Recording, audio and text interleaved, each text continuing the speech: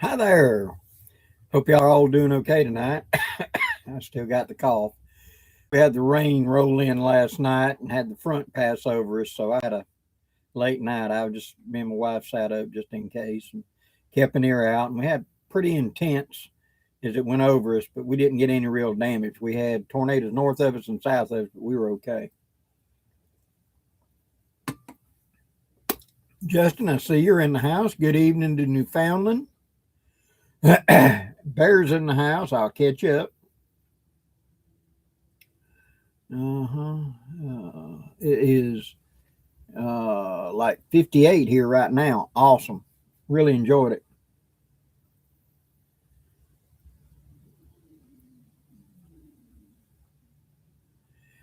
Barry, you weren't having a glitch. It was because I hadn't turned it on yet. I hadn't activated yet. On my end, it says we're not doing anything yet. And then I hit go live and it's supposed to activate. But apparently it sets it up where y'all can get in the queue over here. Patriot Preacher, good evening. Charles Martin, good evening. Hiram, good evening. Gray Wolf, good evening. Ken Albridge, good evening. KR4JGD, good evening. Hello in Dunn, North Carolina.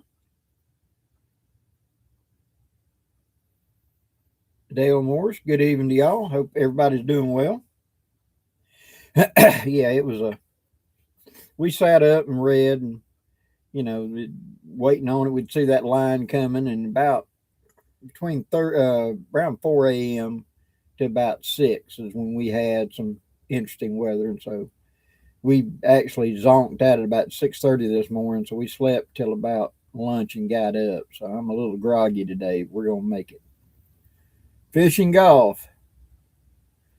Hello to Illinois. Going to get caught. Yeah, bring it on. Time for a little bit of cool weather again. Hello to Chris and Bob in Southwest Ohio. Grumpy Alaskan, good evening. Swapping accounts, drop the second one. Got it. Okay. So Grumpy Alaskan is Gray Wolf. Got you. Woo, $10 a gallon. Got to be Cali. Yeah, they went and Cali only uses a certain unique formula that you can't get anywhere else unless they ship it over from Korea or Saudi or something like that. Your refineries out there was the only one making that. And so now, woo, it's going, I don't even want to think what it's going to be. It's going to be, I'm glad I ain't in Cali. Ground fog, good evening.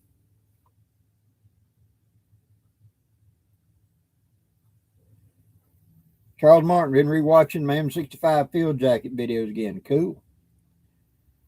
Y'all to have mine on right now. It ain't quite cool enough in here, but it's like 56, 57 here right now. So, Health Preacher, good evening.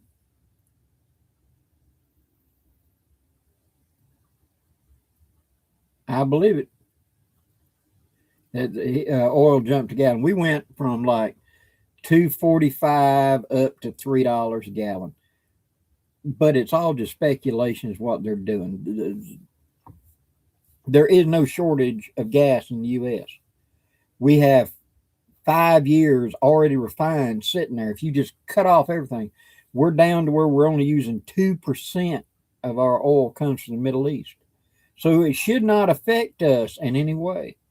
But it's the speculators trying to drive the price up because what they want to do is they want to start screaming the sky is falling. They want to buy a barrel of oil that they already bought barrels of oil probably at $80 a barrel, and they want to see it hit $150 a barrel so they can sell it.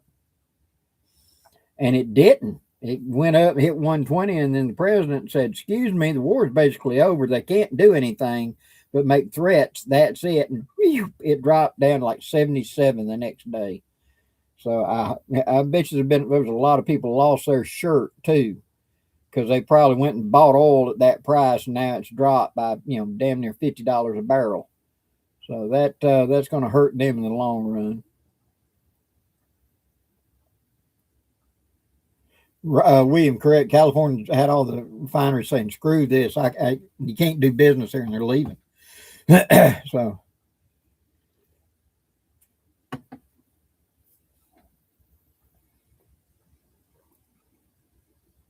Okay, yours is a little heavier than the M65 field jacket. Germany made a version of it that was just, it looked like ours because they wanted uniformity, but it was a little bit heavier material. Hello to Little Deanna and David in Little Rock, 55 there. Awesome.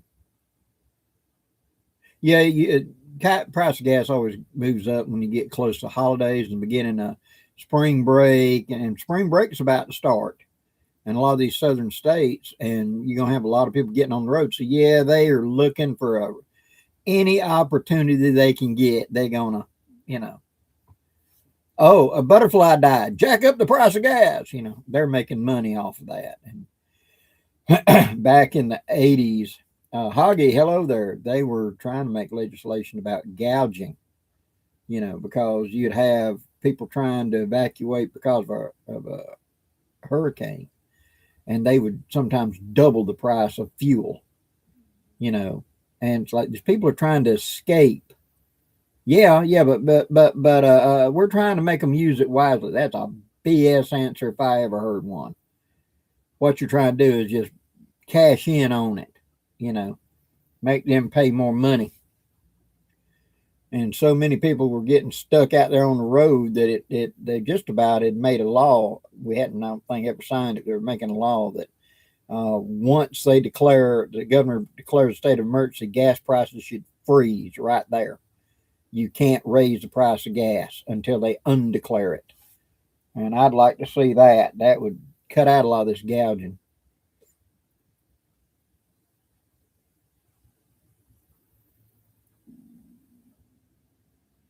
Yep, that's correct, Becky. Justin, they have a game plan already set up.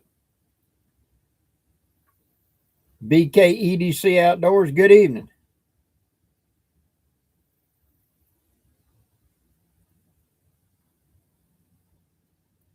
And Jonathan Gable, I think that's what I'm reading correctly. Good evening to you. Tom's Outdoors, good evening. Well, we are just a little bit away from going to the gathering, which, as you remember, will be March 23rd through the 29th at Geneva State Forest Lake. I will be buying firewood to bring out there. If we burn through that firewood, we'll take up a collection and get more firewood. There is no hookups at the site for RVs. There is a state supplied double porta potty sitting there. And we can take water from the lake if you've got a Sawyer filter or something like that. But there is no water down there at the lake. And so it's primitive camping. And let's see, anything else. The only cost is you got to pay the state $5 a day to camp there. That's it. And yes, if you have a state fishing license or an out-of-state temporary fishing license, you can fish in the lake. You can bring kayaks, you can bring canoes, things like that. They do not allow electric motors. Excuse me. They do not allow gas motors in the lake. So if you brought a bigger boat and wanted to use a trolling motor, you can use that, but you can't use a big motor in it. Other than that, it's a great time. What's your gathering look like toward the end of the year? I put it on sometime in October, and normally we're starting to get some cool nights. Not bad, but usually it's nights in the 40s, maybe 50s, and daytime highs somewhere in the 70s, maybe the low 80s, depending on our weather pattern at that time. But we have talked about doing classes, and we have discussed it back and forth. I'm waiting for confirmation of the idea. We may be moving the venue for holding classes not there at the lake. So they would be at another location not far away, which is actually a better site. We got better things there for it. But hold the classes there, and then on the Sunday when everything breaks off, anybody that wants to go to the gathering will be going over to the lake for the gathering after that. But I will be doing a video to answer those questions pretty soon. And I'll be doing a drive-in video this coming week for getting to the gathering. So that's all on the way. Cool. Tim Smith, glad you like the knife collection.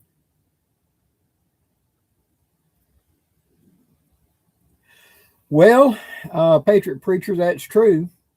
They'll threaten that, but if you did that, oh, we're just going to stop delivering. Mm-hmm. I think they would have grounds right there to seriously penalize some sort of company like that. Just like many years ago, back in the early 70s, I remember a case where um, the city cut off the natural gas to their city's own thing because they felt that they should be able to charge more in emergency. And we had a big ice storm come in, and everything was dang near frozen, and the city was not allowed to jump the rate up significantly, and so they just turned the gas off. And the lawsuits that hit the city after that nearly bankrupted the city. So if it's a declared emergency and they just refuse to deliver, I think that we ought to be able to therefore seize all of your assets during the emergency to make sure that they're getting it there. You had a scheduled delivery, you didn't make it. Okay, you know, you're a public provider. Yes, you're a private company, but you're providing for a public, and we're having an emergency and people got to get out of here, and you're wanting to play politics. Okay, we'll just seize your assets during the declared emergency and deliver it ourselves. We can get the National Guard to drive your trucks. We got fuelers, no problem.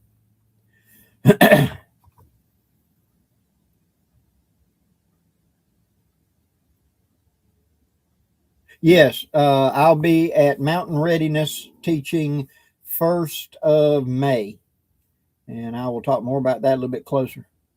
Steve Kingsbury, hello, brother. Looking forward to the gathering. Any gators at the lake? Yes, there are, but they're not prevalent. You know, I have never seen any near the camping area or anything, but I have heard them during mating season further up in other parts of the lake. But I've never seen one at the camping area. They don't come around us, they stay out in the more wild areas.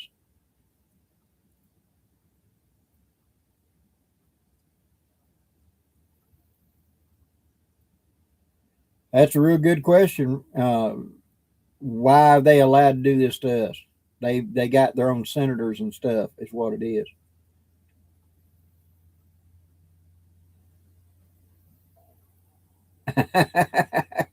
Yeah. If it's got if it's any kind of liquid in Alabama, check it for gators. Oh, it'd be fine. We'll be good down there. Oh, cool. You like your kukri. That's awesome. Yes, it's perfectly safe to fish from the bank, and they've got piers. We got three separate piers that go out where you can fish out there, and they're elevated piers with safety rails around them. So yeah, you're perfectly safe. Don't have to worry about it down there.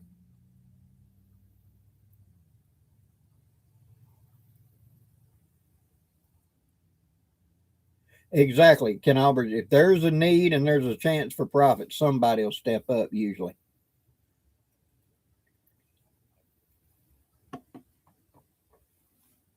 yeah. Just not heard that they got it.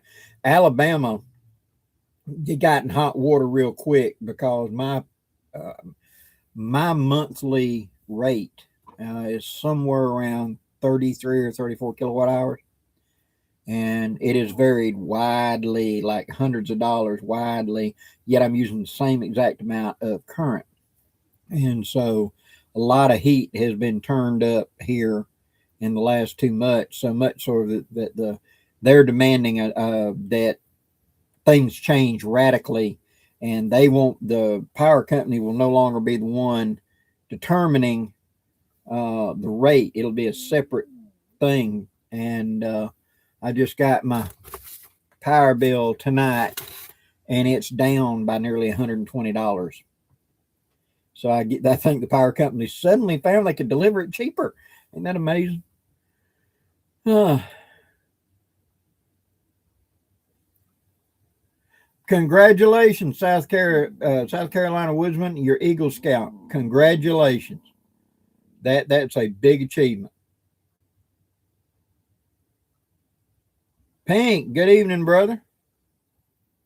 Looking forward. When you gonna be arriving at the gathering, Pink?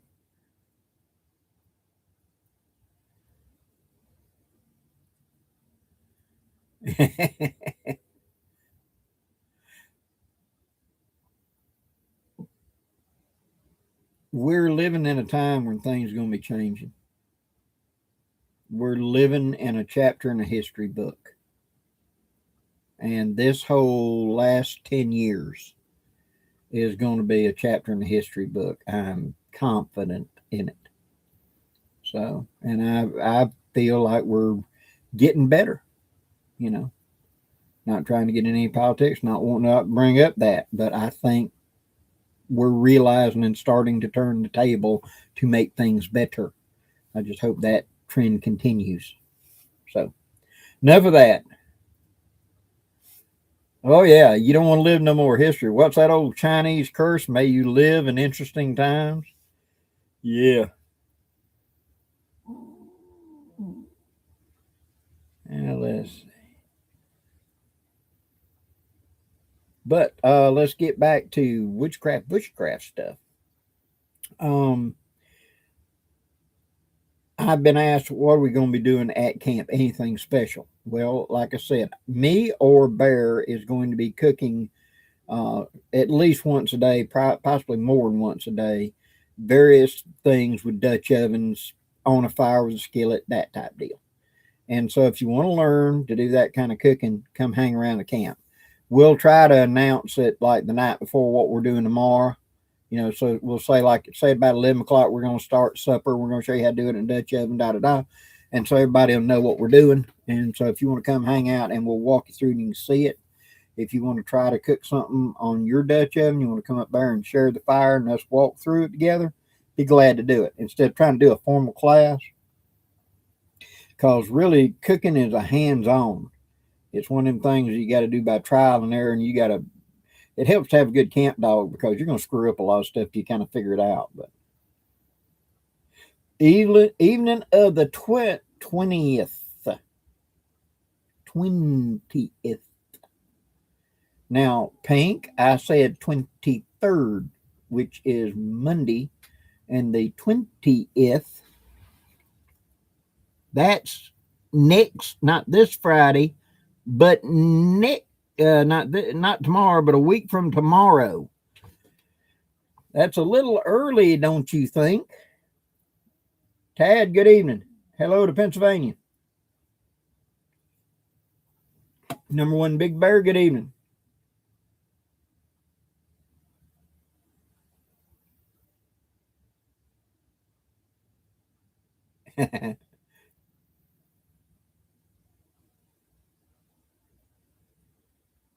Well, outdoors, I'm glad you enjoy listening. And where was Pam? Oh, Pam, good evening, Pam. Hope you and the family are doing well.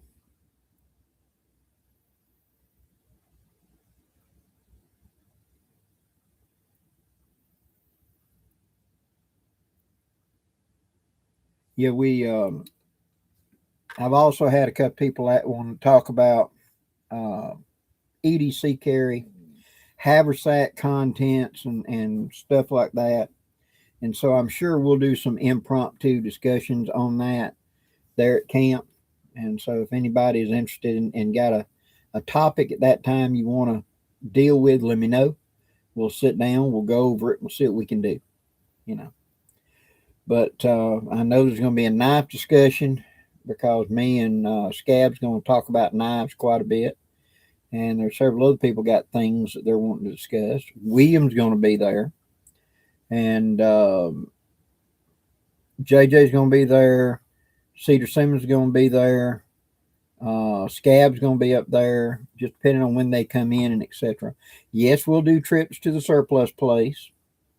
And that'll be that's our usual itinerary.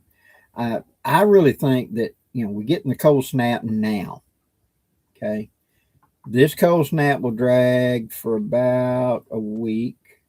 Then you'll have a warm up.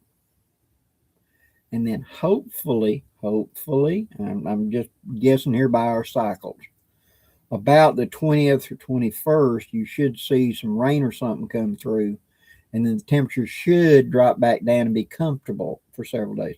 That's what I'm hoping. I'm hoping that the event starts out kind of like on the cooler side, and then by the end of the gathering, it warms up a little bit. We shall see. But that's my hope.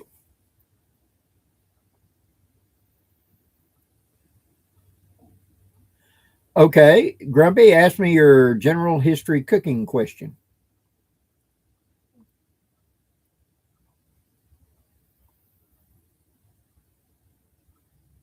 Trooper, thanks for watching. Thanks for tuning in. And anything you think of, just let me know. Yeah, I know, Miss Pam. Y'all gonna have to wait till the fall. We will miss you though. All y'all are loved and missed.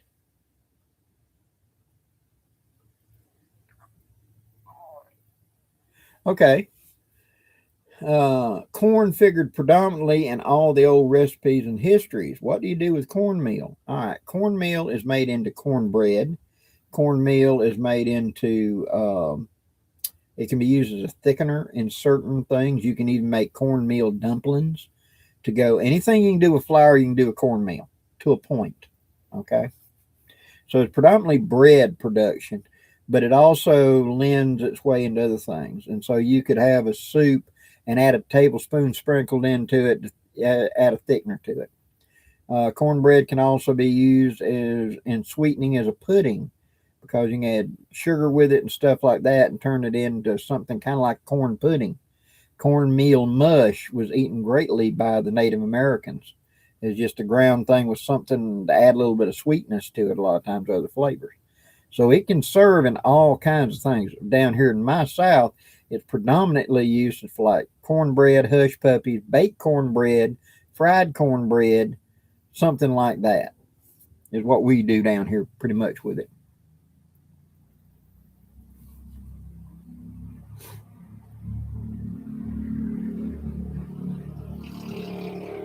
Blackie, what's a good substitute for butter on a 3 mile hike, a 3 night hike? If you will use a container that seals up tight and use salted butter, just right off the shelf, salted butter. Salted butter will not go bad in 3 days without refrigeration, in my experience. I've carried it many times camping, but it's got to be salted. And margarine, of course, doesn't go bad. You can leave basically sitting out on a table because it's not actually any kind of milk product. It's actually a gel cooking oil. But as far as actual butter, salted butter can be carried. And I have carried butter in a pack, in a container for cooking at gatherings and things like that, and not have to have refrigeration for it.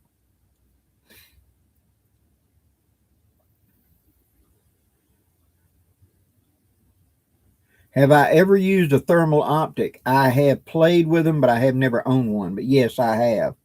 I have good friends that do night shooting for coyote and things, and I have played with one, but I have not seen the need to own one. Do you still use the Rock Island 38 special you did in the video? Yes. I don't have that one, that really short one. The wife has it now. I got the longer barrel one now, but it's still held up and it still does well. And it for the price, it does surprisingly well.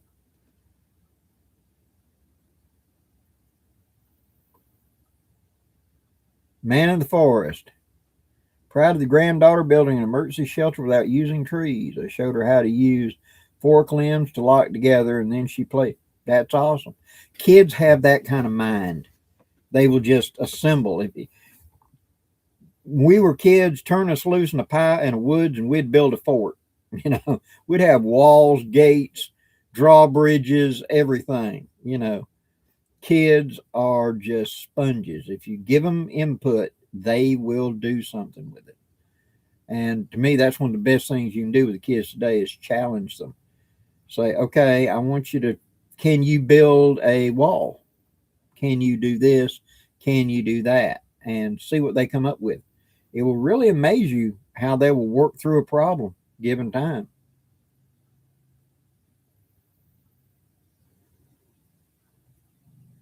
Okay. Hello to Rome, Georgia. Awesome.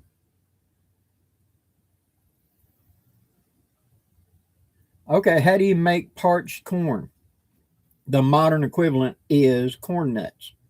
All you're going to do is take whole kernel corn, put it into a shallow skillet, put it and you heat it up and just keep roasting it. And like you roast peanuts, you roast the corn. And that's called parched corn. Usually when it's still hot, you put right there at the end, you put just a touch of some sort of oil or something in it to coat it. And then you then take it out and roll it in salt, sugar, brown sugar, something like that, and give it a little more taste than just plain corn. But it's parched corn is what it is. And so if you just buy a bag of corn nuts, it's parched corn. That's just a modern thing of it. Sir Malcolm, good evening.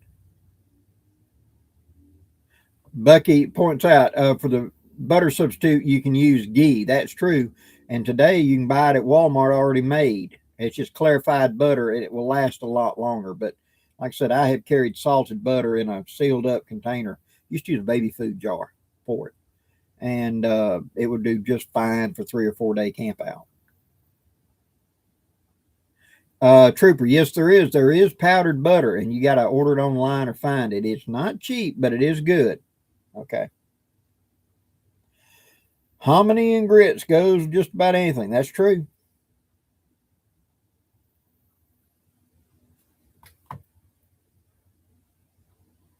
All right, I got to catch back up here. Yeah. Okay, now I'm back up. Yeah, we used to use butter a lot as if you're looking something to fry with, lard. Lard will transport and go quite a long time. It can go rancid, but not over a couple of week camp out usually.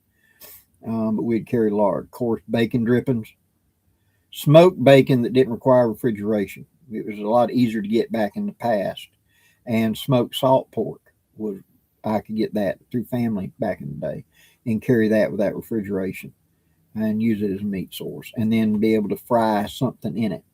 Eggs, if we were doing a car camp or something like that and we're not running a cooler, we would take the coffee can and you'd put a layer of coffee down and you'd put a couple of eggs in the can and you'd bury them in coffee and then put another layer of eggs and bury them in coffee and you'd have like 6, 8 eggs in one of them big coffee cans with about a pound of coffee with it. And so that would kind of shock absorb for the eggs, see? And how do you carry eggs without refrigeration? And I need to do this on camera to demonstrate it. Me and Bear ought to do that for a old ways. But you'll see them a lot of times in the antique stores. You'll see these baskets. And a lot of times they're shaped like a chicken or something like that, and they got a handle on it. And it's a wire basket that it isn't open. It kind of rolls down. It's a narrow opening at the top. Okay. What people would do is they would take chicken eggs and they would wash them to get the poop off of them. And they would put them into the thing. Well, when you wash them, you take that outer membrane off. Now you bring a pot of water up to a good hard rolling boil. I mean hard. And then you would put the basket of eggs into it and wait for the water to come to a hard rolling boil again, which might take 30 seconds. It might take whatever, but it's the temperature change of putting those eggs in there is going to bring it below. But it will come quickly. You used a big stock pot, you know. Just as soon as it came back to a hard rolling boil, you counted to 10. 1, 2, 3, 4. And then you pull the egg out. Now, if you did it in small batches, like 2 or 3 eggs, where the temperature wasn't going to drop too much, you could take a strainer and put 2 or 3 in it and just sit them in the boiling water and count to like 10 and pull them out. It thickens the internal membrane. It doesn't truly cook the egg, but what it does is it's heating it up, and that internal membrane thickens up a little bit due to the heat. That seals the egg off. And so those can be left out of refrigeration for 2 weeks or so. And that's what my grandmother did a lot, you know. But the thing is, when you go to crack it, if there's anything wrong with that egg, you're going to know it the second you crack it. You know, and I actually think it's safer than using store-bought eggs out of a refrigerator, because if that egg has botulism in it or whatever and you keep it refrigerated, you'll never know it. when you crack it and put it in your food, it looks normal because it's holding that bacteria back. That bacteria is still there. It's just not active because it's so cold, see? But if you let it come up to room temperature like that for a day, when you go to crack that egg, it's a rotten egg. You know it. It's sulfur. God, it'll open up your sinuses. And so what you did was, here's your bowl that you're putting your stuff into to make batter or whatever. Instead of cracking it into the bowl, you crack it over here in a separate cup or a bowl. So you crack it. Yeah, that one's okay. Pick up the next steak. Crack it. Yeah, that one's okay. Crack it. Nope, that's no good. Throw that in the sink. Grab another one. You see what I'm saying? You never cracked it over the food because you didn't want to contaminate what was good with one of the bad ones. But you knew instantly if it was a bad egg. And I've carried them like that camping many, many times. What is a good beginner's canoe? Old Town makes fantastic canoes. They really do.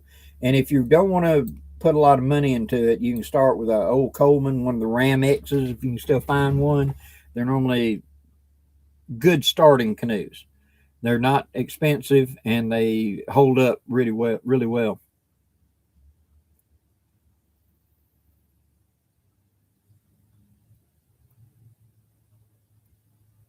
Yeah, William Sisk, I remember when Waypoint Survival did one of those. I want to go up, me and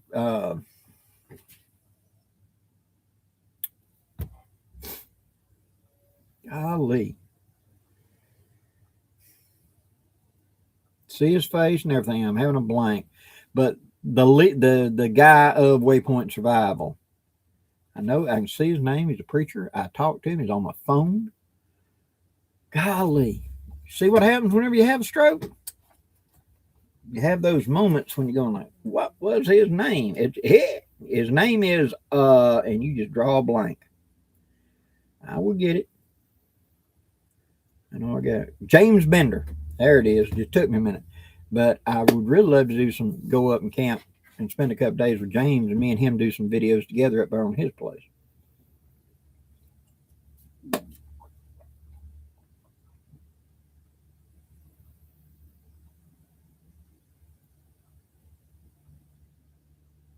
Sir Malcolm Blackie, do you have any contacts or family you use for specifically homemade farm, grown things like eggs, honey, etc.? More and more people are starting to do trading in my area.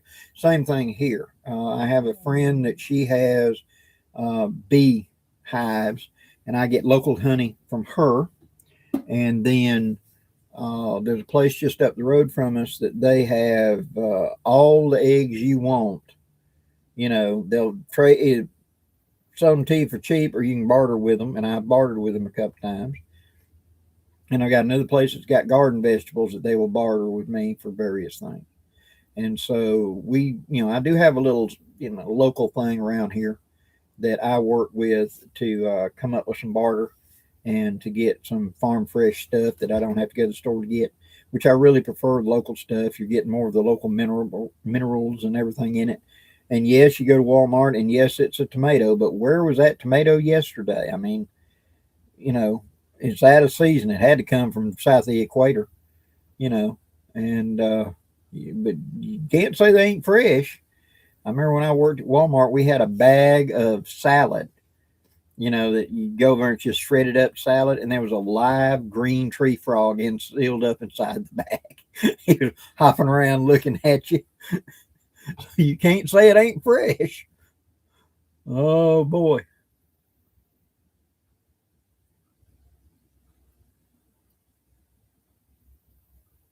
All right, let me catch back up.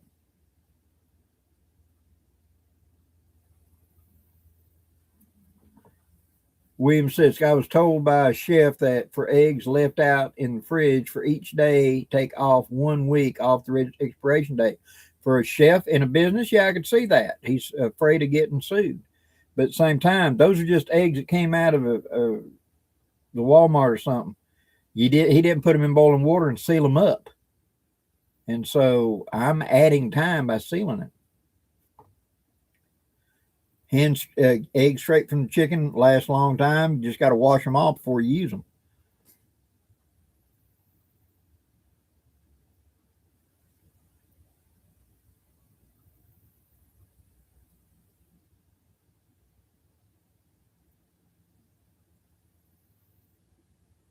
Ah, cool. You finally got you a storage tub that'll hold all your stuff. Awesome.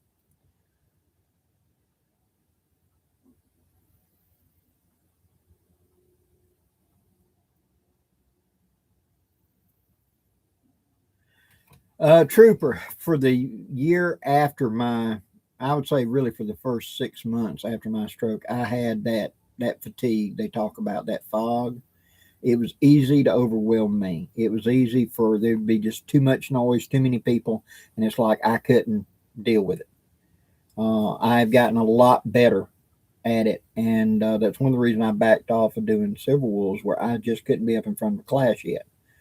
I couldn't professionally think I could stand there and do a good job if I got overloaded. And so I have greatly improved. And this November will be 2 years since my stroke. And I feel almost normal. Now, there are going to be times like last night, I stayed up all night. I had got up the day before at about 7:30 in the morning, and I had about a 6 hour sleep for that. I was up from 7:30 in the morning, and then I was up full 24 hours. It was basically 7 this morning is when I went back to bed, and I slept till 12 and got up. So I've got 5 or 6 hours, and so I'm a little bit off my game because of that.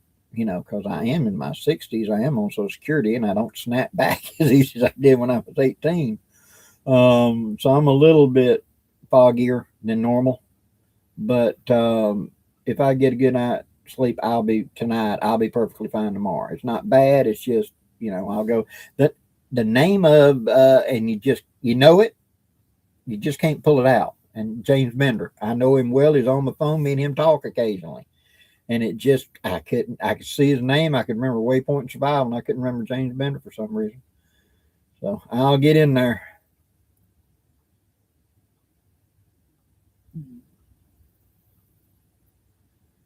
Healthy preacher, a salad with a frog, probably not sprayed with poison. That's true. The poor little lady in over there in produce freaked out when it moved, and they called me over there. I was in sporting goods, called me over to get it, and I took it out to the woods out behind the building, just cut the bag and shoot him out into a tree. It was just plain old green tree frog. It didn't look like any exotic species or nothing like that. So, and it's just one, so we don't have to worry about a breeding population. So don't blame Blackie for some reason that green-eyed frogs showed up in Alabama or something. But just turn him loose.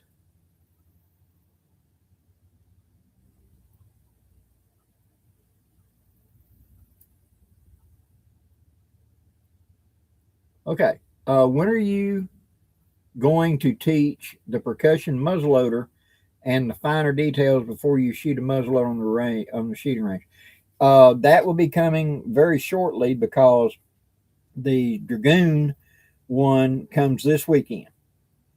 Then next weekend is going to be the Henry, the 4440 Henry rifle. Then the next weekend after that will be the CVA, going back and doing the action job and everything, getting it ready for the range and etc. Then after that, we'll be into one of the muzzleloaders again. So I'm going to try to alternate between a modern gun and a muzzleloader for a while to keep everybody happy. But and then probably after doing the finer parts of a muzzleloader, we're going to be a 1911. So I am working on all of this as best I can. Oh, please be patient. I know Blackie says it doesn't show up, but you got to understand, I'm publishing a whole lot more than just about any other channel. They can't say I don't put out content, by God. And I've got people that are wanting to know I need more skillet recipes. I need more Dutch oven recipes. I need, Blackie, you talked about hammock camping, and you talked about doing some fishing. You talked about, I try to do everything I can. I'm just one wee old redneck trying to get it done as best I can. Do you use solar powered to gain cameras to monitor your campsites when you're away. I live 3 hours from a place I have. Joseph, I don't have a place I need to do that at this time. But I understand if I had a big hunk, I got a 7 acre island that's in a creek, but there's nothing there for anybody to steal. It's just woods, and it's not worth it to me to do it. But if I had a cabin someplace, I would definitely have something in there to keep an eye on it.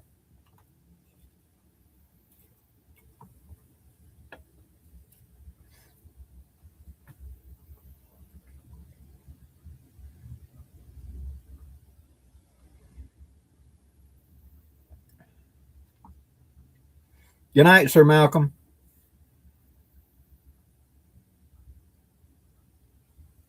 Yes, fresh eggs and lime water. I've heard that, and I've also seen fresh eggs put into heavy mineral oil last a long time as well. And I've seen canned eggs, raw eggs before, where I don't know exactly what they put in it. It wasn't water, but I remember a big mayonnaise jar with like 6 or 7 eggs in it that were raw eggs that had been put up and were supposed to be good for like 5 years. I don't know. I saw it, but I don't know what their process was.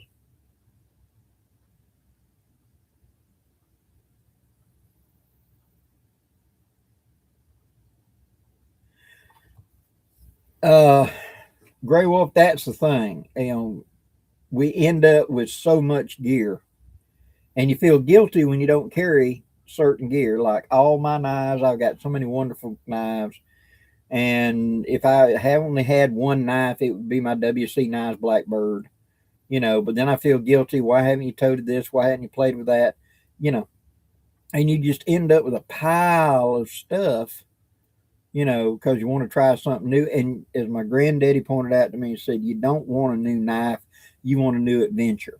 You want a knife to give you an excuse to go to the woods and have an adventure with that knife. That's what you're doing. And he was right. I was buying all the tactical Rambo knives and everything else, and the survival knives and stuff, and figuring out 3/4 of them was just useless in the woods. But it was an excuse to go in the woods. Is a 38 caliber fast twist bullet muzzleloader too much for small game? If it's a relatively low power load, it'll work just fine. I've shot 38 specials with just a round ball and a very light load in it, where it was leaving the barrel at about 800 or 900 feet per second, and it was perfect for squirrels and rabbits. It just thumps them real hard. A lot of times it just barely goes in, but the kinetic energy was enough to be terminal for such a small creature. And so, yeah, it can work very fine for that. Just if you go too far, you just start blowing them apart. So,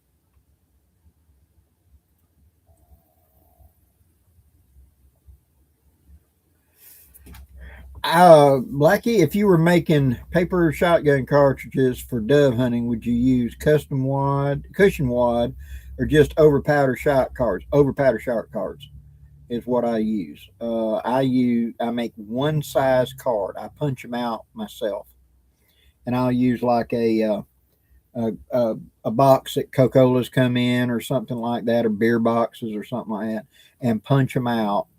And I will put down like for a standard like dove load would be like 3, maybe 4, and then a card on between the powder 3, maybe 4, and I would figure out by loading and testing of the cards, then the shot, and then 1, maybe 2, depending. If it's a double barrel, I'd put 2 to help hold it in place. And by patterning, I'll figure out whether it likes 3 or 4 cards better. Cushion wads I've only found really necessary in something like a turkey load or a heavy load like for geese, duck, something like that, where I've got to launch hard. It's a heavy powder charge, and I've got to launch hard and kind of keep it from blowing by and going into the shot. So that's what those cushion wads, although yes, it is a cushion and to make a uniform push, it also adds greater resistance, so the pressure of the gunpowder doesn't blow in to the shot and thus blow the pattern. See? And so I usually use one size card and just stack several of them in there for a cush wad, and then only one or two on top for an over the shot uh, card, and shoot that way. I know I've covered this on the muzzleloading shotgun in my playlist, but I've got to do more of them. So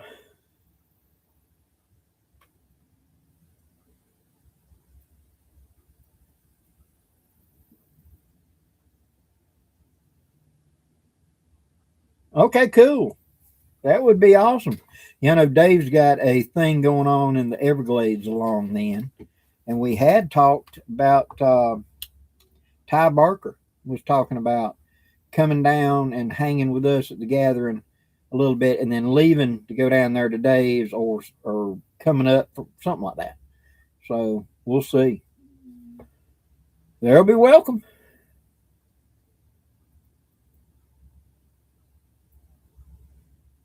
Charles Martin, thank you very much.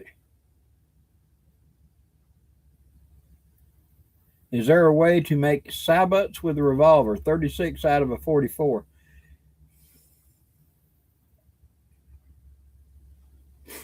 Paper patch it somehow. Would be the only way I could think to do it, but it would be a real stretch to take 36 to 44. It really would.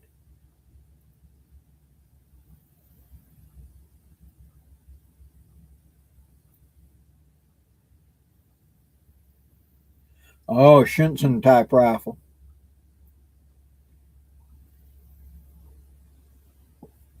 Oh yeah, the Shinson type rifles, target rifles. Yeah, a lot of those were. You're gonna hear a term coming out of the British side called a rook rifle, and a rook is like a bigger raven, and it was very popular in Europe and in India to go rook shooting. Now that was much like we think of varmint shooting, and but a lot of them Schitzen rifles and stuff like that had that kind of mindset. Uh, Shooting prairie dogs, shooting groundhogs, um, badgers in the UK, things like that. Was that what they thought of that gun as being a long range target rifle for that?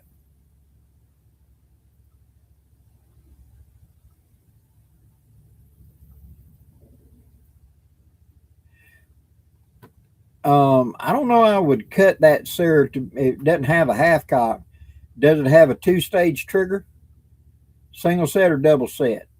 A If you just grab it and cock it, and it stays, and then you can set the trigger, that's a double set. If you have to set the trigger and then cock it, that's a single set trigger. And my 50 cal muzzleloading rifle flintlock is a single set. You have to set the trigger before you can cock it. Otherwise, the hammer doesn't grab anything. It just comes back and forth. So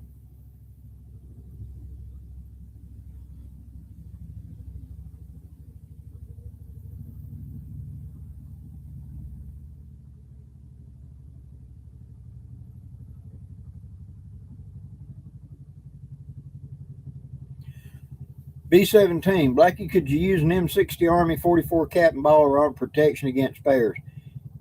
It could do it, but modern gun would be a better choice against such a large predator. Could it do it? Yes. Was it used in the past? Yes. I would definitely go for the conicals for that. Something with the arrows gone, like a Kerr conicals out of arrows gone, would be my choice for that. Or a Kato Ojama's hunting one. Those flat ended, slap as hard as you can. Your performance is right up there with 45 Colt then. But still, I would recommend against it. I would prefer to use a modern gun against a bear or something for reliability. Which now, here I'm saying that, and I'm dealing with 6, 7, 800 pound hogs and big mean dogs and pine wolves and everything else. So it's just what you feel comfortable with. So, Jimmy Dunlap, good evening. I heard y'all had some snow up there. We didn't get anything here but just rain.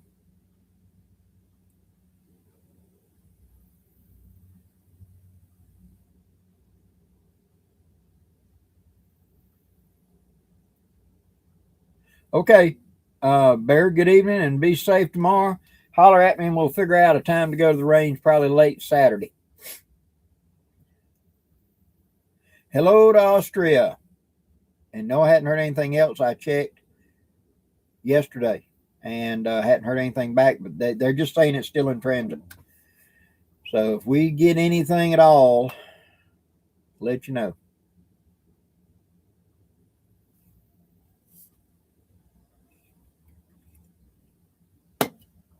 I'm wondering if we could just send it to the embassy, the Austrian embassy, and see if they could diplomatic pouch it to you.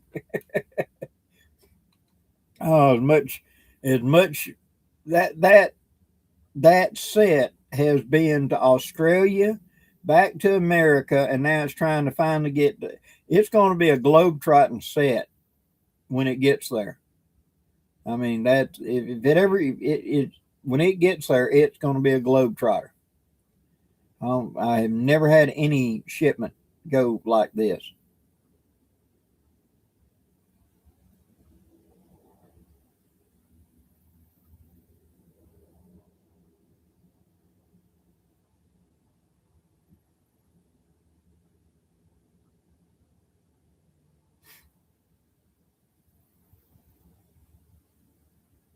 Okay, Ken, thanks.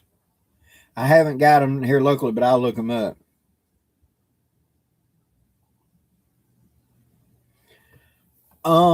Many have you any experience with a 35 Remington?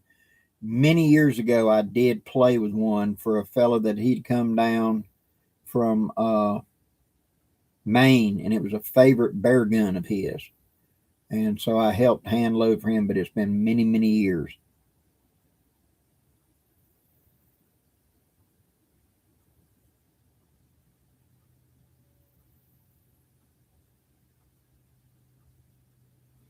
If you could interview or can't hang out with anyone dead or alive besides family, who would you choose? If you could interview or can't hang out with anyone dead or alive, Jesus Christ. That would be an interesting discussion. But in more, I'd love to spend the weekend. I'd love to spend the weekend with my grandfather now that I could pose worthy questions. He tried to teach me as much as he could, but I was a young, headstrong guy, and I just didn't know what questions to ask. And I would love to spend 72 hours with my granddaddy again. Now, knowing what I know now, I would be able to ask questions and ask him, show me how you whittled that thing that I remember from my childhood. How did you do that with a pocket knife? Show me. Remembering the way that he would fry a catfish in a certain way. I want to see that. Little things he did that I would love now to be able to spend time with him. Be granddaddy, I think.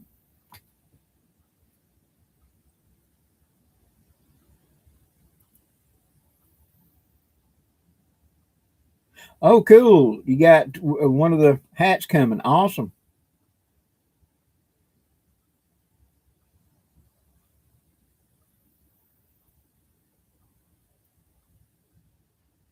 Theodore Roosevelt. Oh, yeah, he'd be great.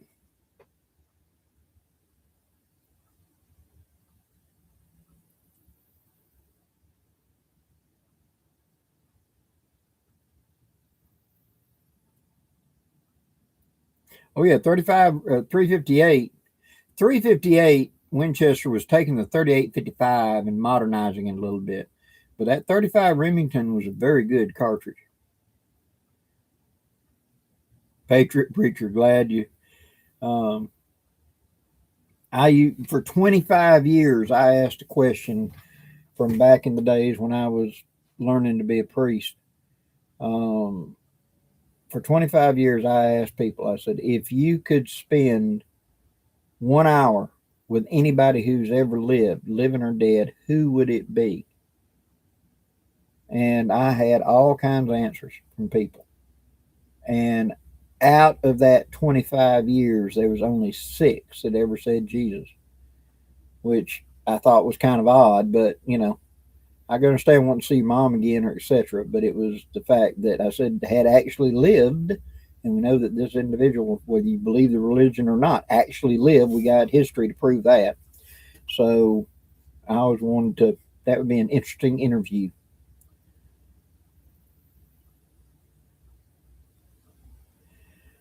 Okay. If it was just bushcraft, it'd be a horse cap art. Yep.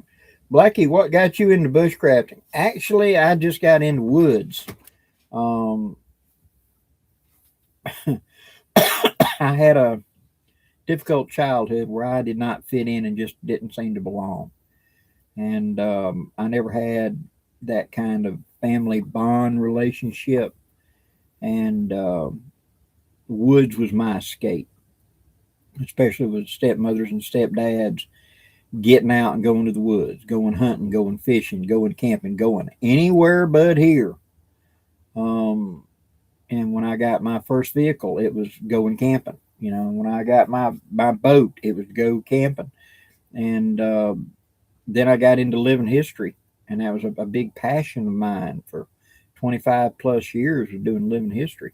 And many of the skills you're seeing in bushcraft is just the buckskinning stuff we did as part of living history in the modern term. You got nice, lot better knives, and you got a lot better gear, and you're not toting a 10-pound wool blanket.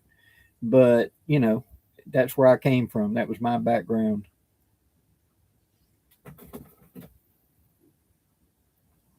Randy, good evening. B17, Blackie, what is your favorite modern gun? Okay, B17, favorite rifle, favorite shotgun, favorite handgun, favorite revolver. You're like asking a chef to pick his favorite dish. Um, Favorite rifle, 1903 A3 Springfield 30-06. In an automatic, in a bolt action. Favorite automatic rifle.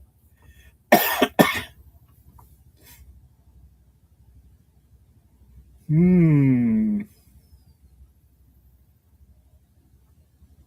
carbine. And I've had ARs, M14s, and etc., but M1 carbine. Favorite revolver. Give me a Smith & Wesson Combat Masterpiece in a revolver. Favorite single action revolver. Anything of the Colt design. I've got a lot of that. Favorite black powder. Oh, that's where we get into real trouble, because I love the Dragoons all the way to the pocket pistols. There ain't, it's just, I got a big field plow in that, so we'll have to let it go at that. Oh, I got you. Grandmother was Elizabeth Calloway, kidnapped with Boones. That is cool.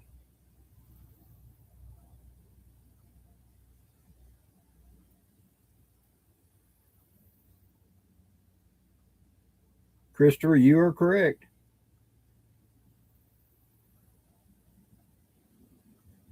Yeah, toting super heavy canvas and wool stuff. Oh, yeah, I did.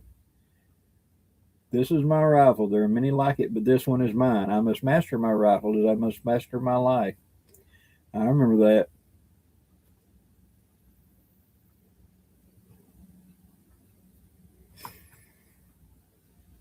that. Hardy, yeah, I know. Talking about turning into the kid. We were at a living history event, and we were dog soldiering it. And I was in my late 20s. And me and a a good brother of mine named Jeff Cross was standing there, and this gentleman come walking up with his two teenage daughters, very attractive young ladies, and introduced us and told the daughters that our uniform was we wore red shirts and black watch kilts. We wore Balmorals, and we always had our sash on with our haversack on it. And he told them that these are the dog soldiers. They are the police. They're the security. They're everything. If you feel uncomfortable at this event in any way, find a dog soldier. If you can't see one, holler for a dog soldier. One of them will come running. But if at any time in this event, there were several thousand people, I think it was 10,000 people at that event, he told his daughters, if at any time you feel uncomfortable, get to a dog soldier and they'll bring you home to me. Well, we thanked him and he walked off. And as he's walking off, I leaned over to Jeff and said, when did we go from being the hide your daughters guys to the you're safe daughter with your daughters guy?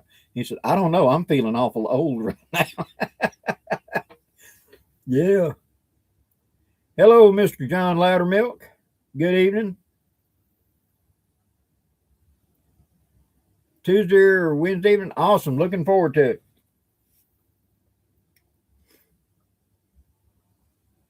Hudson Bay Company blankets. Oh, yeah. I've got several of them. They're awesome.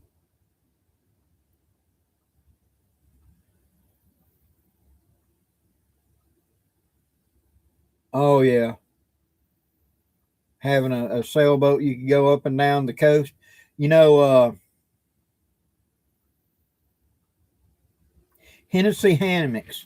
John Hennessy canoed the entire coastline of Alaska. And that's where he developed his hammock that became later the Hennessy hammocks. Was he canoed the entire coastline of Alaska from the Arctic all the way to the bottom. And there were times you were putting up on islands with big bears. You had orcas cruising along with you. All of it. I've just seen references to that. I'd love to see an in-depth book on that adventure.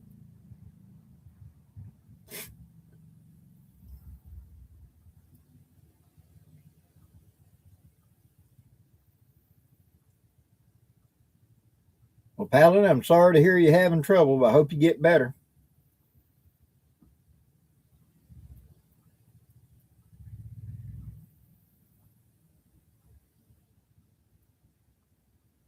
Del Moore. So were you big into kilts too?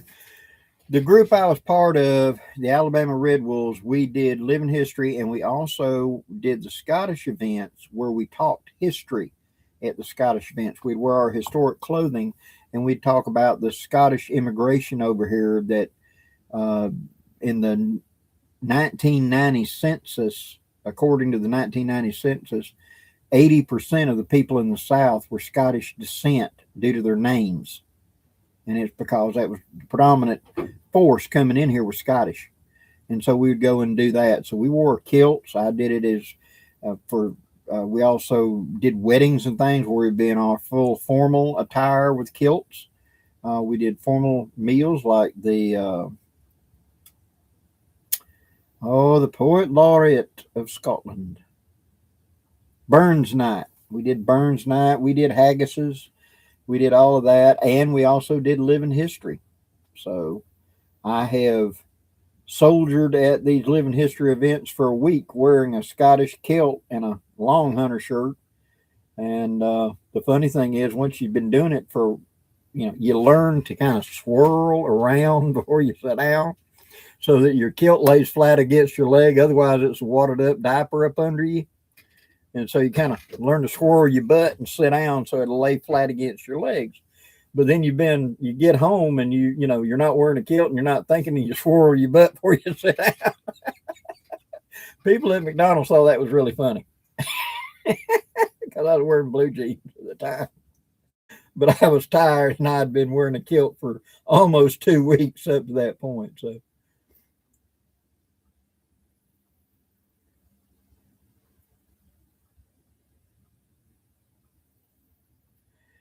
I've got an Irish shot charger that's missing the retention clip that holds the end piece in place when not in use. Any ideas how to fix that?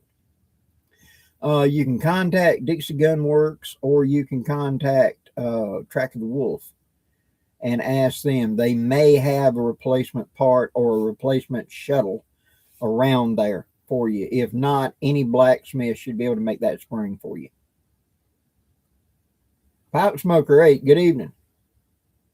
Old Coal Miner, hello to Daniel Boone National Forest. Awesome. I know, Jeff, I don't remember how long Hennessy said it took him to go around Alaska, but I know it was a long journey because that's a lot of coastline.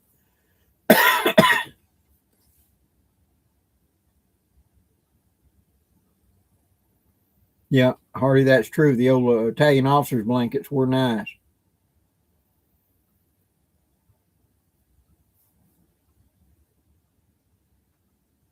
Oh, you wore full regimental kit to senior prom. Awesome. Andy Knight, hello to South Georgia.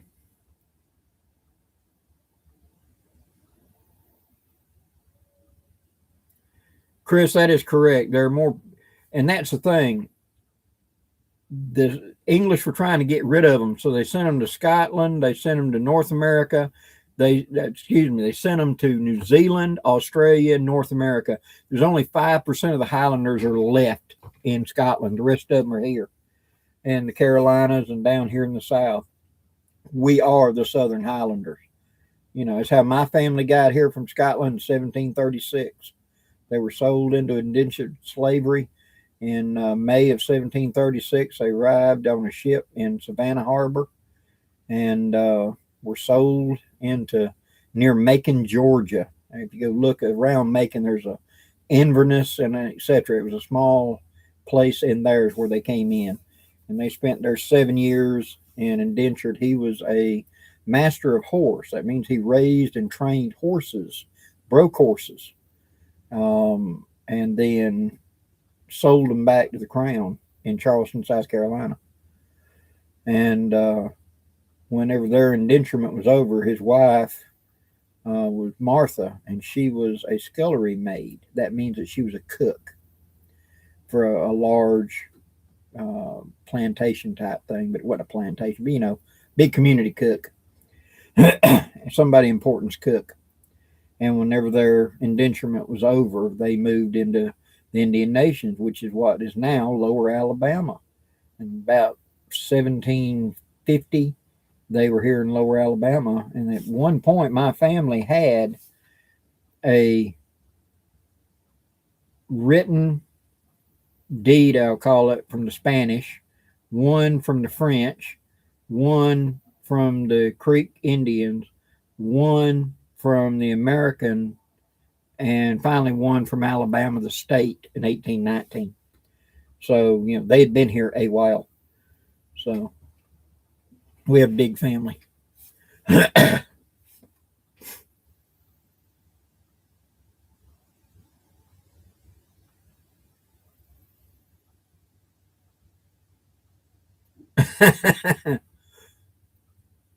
Like going from a manual to an automatic and stomping the floorboard. Yeah, true.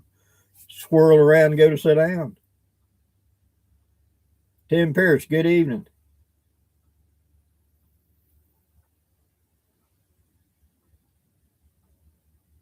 Cool.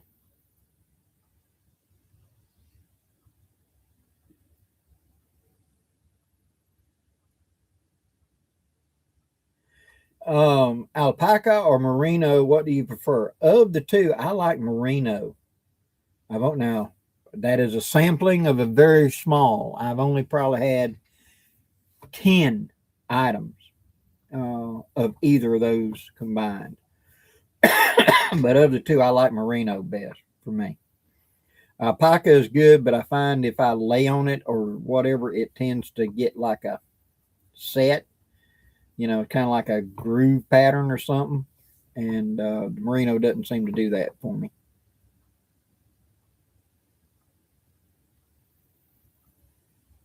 Yep, big cold shot just in time for St. Patty's Day. 85 yesterday and polar vortex today. Yep.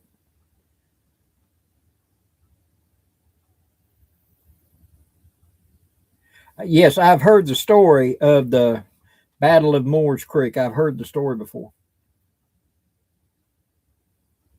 How would you get into competition shooting with black powder? Go look National Muzzleloading Rifle Association, and from there they list all the matches around the nation that are open and available to the public. Plus, there's the federal national matches at Friendship, Indiana. That's like the big Olympics type deal. But you can they'll list all the clubs in the country that are affiliated. And there's a lot of them, and you can find one fairly close to you. We can go start shooting in competitions with them. That's the best way to get into it.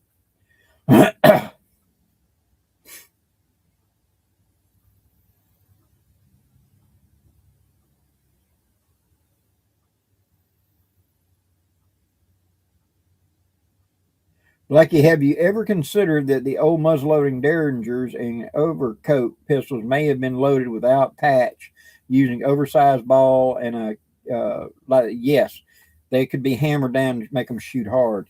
The Queen Anne, which was at the end of the 1600s, the barrel unscrewed, and the back of the gun, when you looked up, there was a thread, and on top of it was like a little funnel like opening.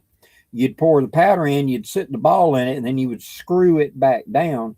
And when you screwed it tight, it looked a lot like a water hose, like those type you twist. It's not the squeeze type, but you old type, you like you squeeze it, looked kind of like that. And you would screw it down, looked like a cannon barrel.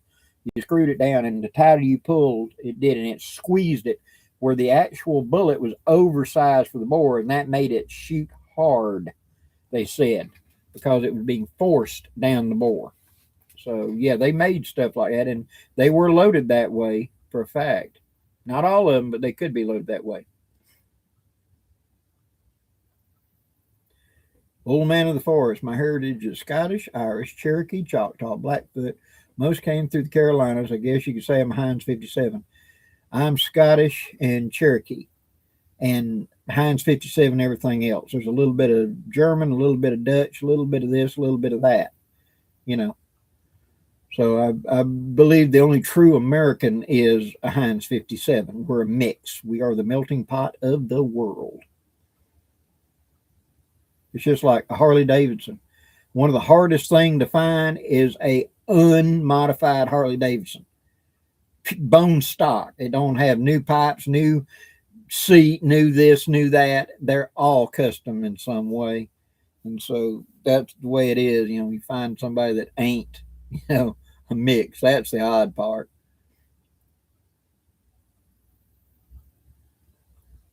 Okay. What made you start a YouTube channel? And over the years, as long as you had your YouTube, you've seen the bushcraft community get popular.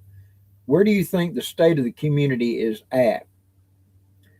I started my channel because of Dave Canterbury.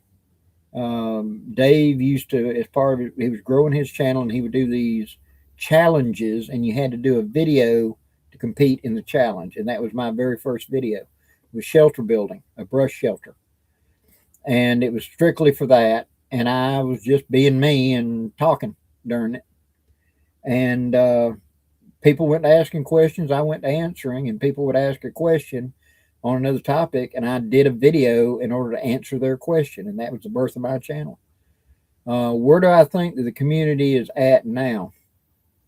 We're at a crossroads, because you have the preppers who they have a certain mindset and etc., and they're about stockpiling and storing and training to a point, but they don't have a lot of bushcraft, which is actually woodscraft. We'll use the term I prefer.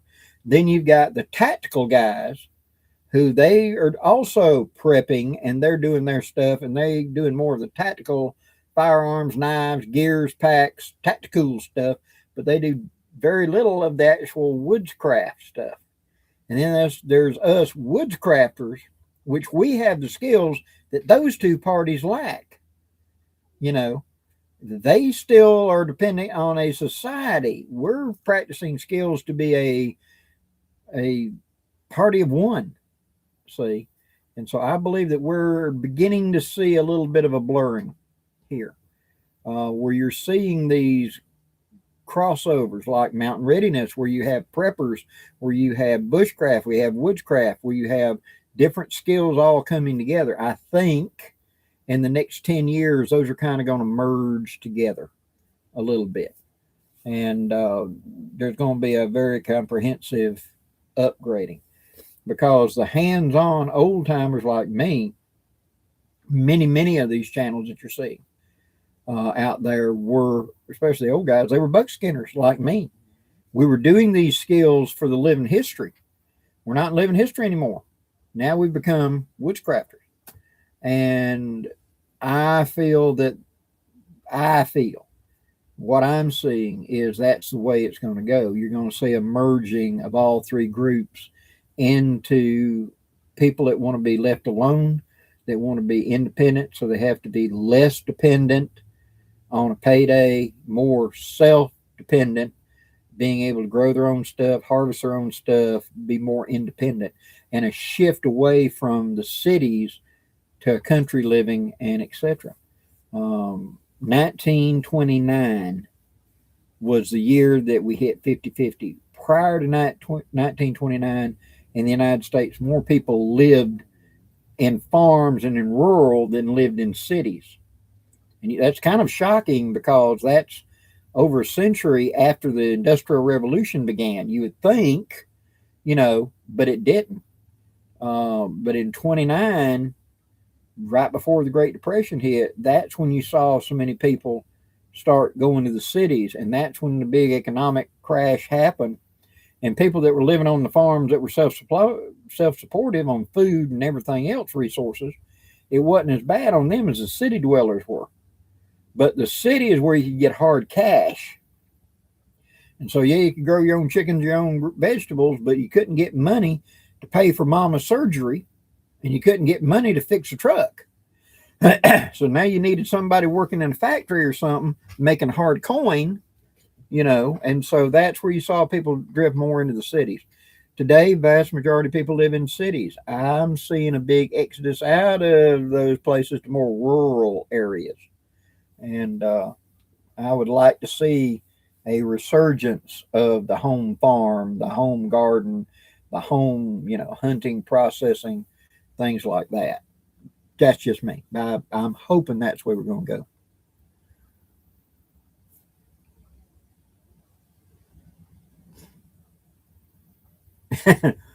Hardy, apparently my great grandfather had an Irish preacher at his funeral, and we had a hard time understanding him. Yep, we had one at the Catholic church we went to many years ago, and great guy, Father Marr, but boy, did he have an accent. Tim Pierce, thank you, Blackie, for your service community. Thank you very much. Glad to do it. Blackie, did you launch the percussion revolver series after bushcraft? Yeah, I did. I had started it, although my background with the percussion guns goes all the way back to the early 70s. I got my first percussion gun in 76, 75, 76.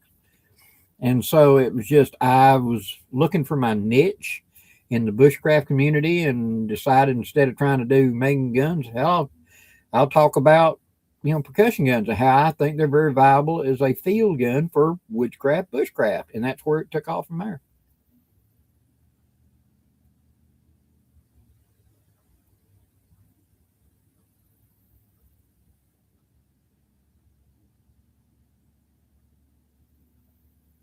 Jeff Conley, good night. Thanks for dropping in.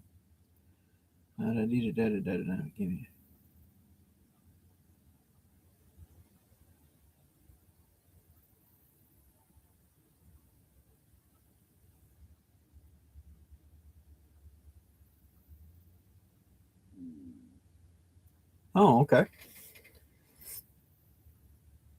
Yeah, Pam is correct. World War I got a lot of the farm boys out, and they ended up going to cities afterwards to get money. World War I caused a lot of devastation. One, it was a win, but it also caused a lot of problems here, because right up to the beginning of the war, we had sold to both sides. We were neutral. And then, like in the last 3 months before we entered the war, we suddenly decided we're going to enter this war. And so you had a bicycle factory in Ohio, and the government shows up and says, you've got the ability to produce things, and we want you to build these wings for this aircraft. I'm a bicycle factory. Either you're going to convert your factory over and build wings for this aircraft, or we're going to take the factory away from you and do it. What you want to do? So the factory's converted and went to making the war stuff. We went to war. We were only in war like 8 months, and we said, war's over. Oh, by the way, those wings are now obsolete. We don't need them anymore. And it didn't help you convert your factory back. And so there was a lot of hurt feelings and a lot of economic problems. People that had jobs that lost jobs because the factory they work in converted to war. Great, we're getting money, and then turned it off like you flipped a switch. We don't need any of that. Cancel all those contracts. And all those, 8,000 people just find another job. Bye. And it caused trouble. And then the Great Depression hit. And a lot of them farm boys and World War I boys were struggling a little bit.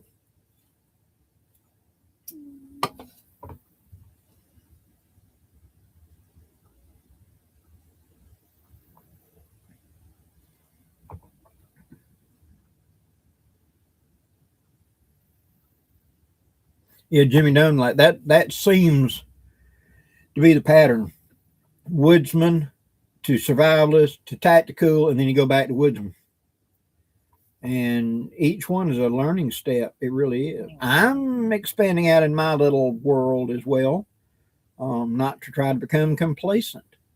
And I'm looking at upgrading my EDC for city carry and for when we're going someplace, but I'm riding in your car. My car's got gear, but I'm not. I'm riding with you and not bring everything with me. What is an EDC carry? And I think I got it handy. I've got an EDC that I've been carrying for the last week and a half. And so I'm not going tactical, but I'm at the same time looking at the world events and realizing I need to have a little something with me. And so therefore I'm kind of relearning something I did from my survivalist days back in the 80s when we were sure we were going to be at war with the Soviet Union. And so we prepared that. That was that tactical stuff, and I got all away from that. And now I'm kind of circling back around going, it wouldn't hurt to have a little of that stuff. So we're learning. Always be a student. Always be willing to learn.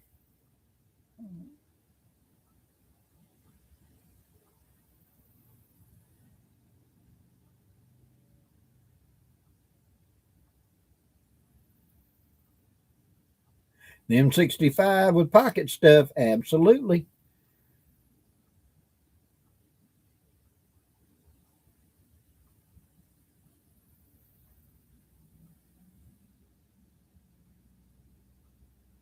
Oh, they have changed so radically. The shooting stances and things that I learned back then are horribly obsolete, and people don't even talk about them anymore.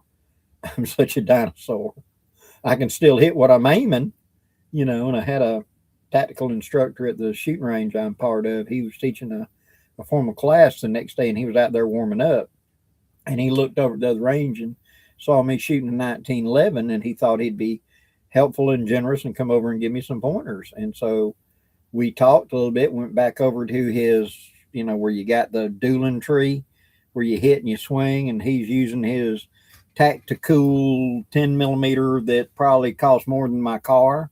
And I'm using a $400 1911, and he hit the little button and went, doop, and we tied, and I was hitting as well as he was with a gun cheaper than his optic, and I laughed about it and said, I'm just a, blind hog gets lucky every so often.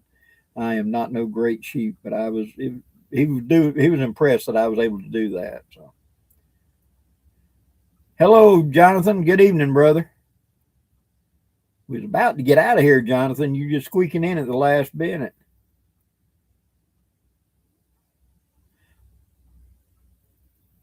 Okay, hold on, Chris 308. What did you say? Let me back up.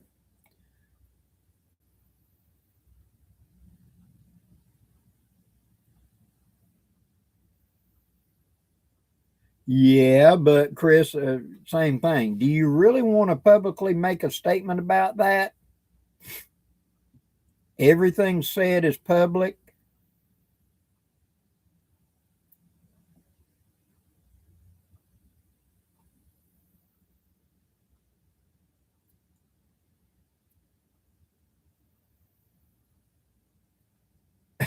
Patriot Preacher, you got your 65.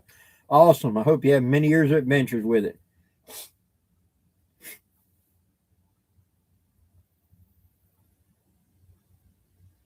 It does, old man. As far as it just pays to have multiple skills and have a well-rounded education. And I'm lacking in a lot of the gardening. I know enough to grow just enough to keep me through, and I know enough how to keep wild plants going. But at the same time, I'm lacking. I really am, and I need to get back into that a little bit. You just got to look at yourself honestly and say, what am I good at? What am I not good at? And you better be able to barter for what you can't be good at it. Oh yeah, the Survivor Series. Yes, he pulled his twin Daytonic Scoremasters. Yeah, yep, I remember that.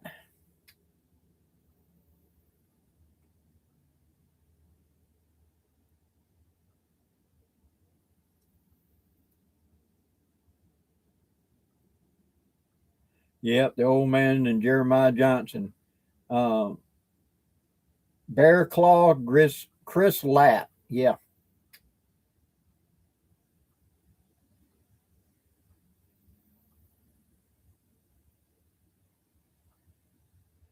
yeah,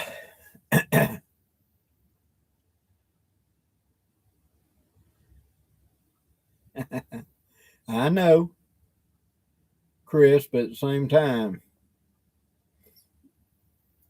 never admit what you got, what you know how to do.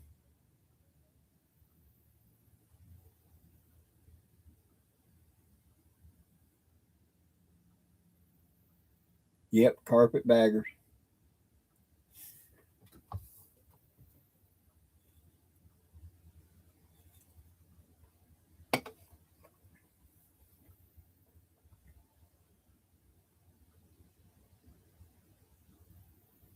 I've mentioned before that my sister is one of the lead programmers in Homeland Security. If it's ever been sent in a text, if it's ever been put on a forum, if it's ever been said anywhere, there's an algorithm that'll run it down. They can just say, look for these phrases, look for this word, or look for every word this person has ever said, and they'll bring it up, you know. And then you can just say algorithm two. Now look for anything of interest. And then we'll hand it off to a human agent and look at it. It's just whether or not you're interesting enough to look at. That's the question. And so knowledge doesn't weigh anything.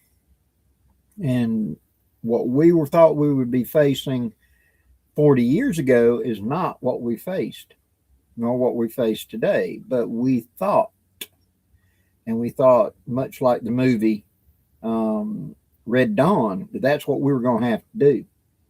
And so we learned what we had to do with what was available to do things with to be that way. But we don't get on national television or any kind of thing and talk about it because that would lead right back to us, wouldn't it? So we keep quiet.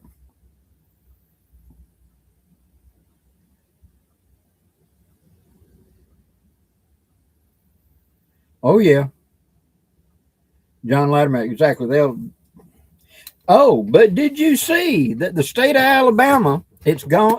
It's made it through. We have approved it. There's going to be a holiday in the state of Alabama where gun sales and gun accessory sales and ammunition sales will be tax free. It's gone. It's been approved. It's been voted. It's been approved. Now it's just going to Kay Ivey, and she's going to sign it. So we're going to have a holiday in the state of Alabama for buying guns and ammo and everything on a tax-free weekend. It'll be a tax-free weekend for guns, ammo, and gun accessories like slings and scopes and all kinds of stuff. Alabama's going to be the first one to make a holiday out of buying a gun. Welcome to Bama. Yeah.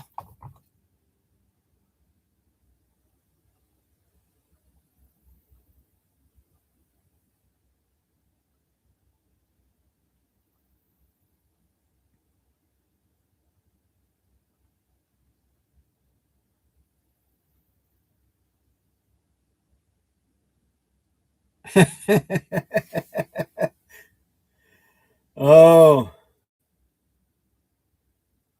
how do we get a tax-free weekend in Missouri? Bug the snot out of your representative and say, look what Alabama's doing. You know what the Alabama state motto is? We dare defend our rights.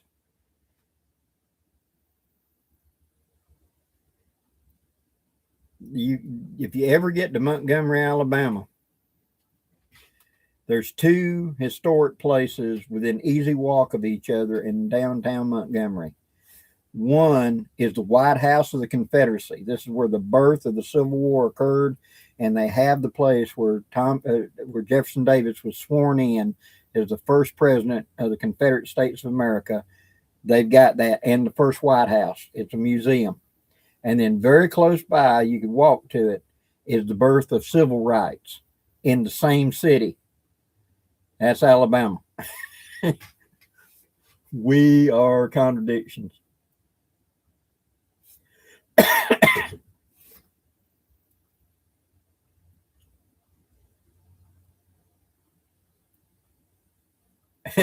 Yeah, that's the thing to do. Start a email immediately after this.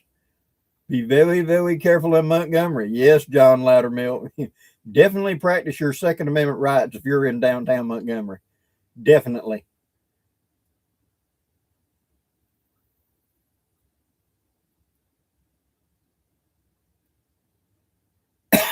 Well, guys, I think I'm going to have to do some hacking and coughing. Humidity's coming up and that bad lung starts. Excuse me. That bad lung starts acting up. So it's been an hour and a half. I guess we need to call it quits. Guys, thank you so much. Again, I'm looking forward to seeing y'all at the upcoming gathering. It's going to be a great time. So, got videos coming up. I got, like I said, the shooting videos coming this Saturday. I got one of my Texas videos is coming up tomorrow. My trip out there and more stuff. I got so many videos to choose from. I've got to get so much going. Guys, thank you so much. Be safe. Enjoy this little cool snap because I'm predicting to be a very hot summer. And be safe. God bless. And I'll see y'all next week. Till then, hoorah.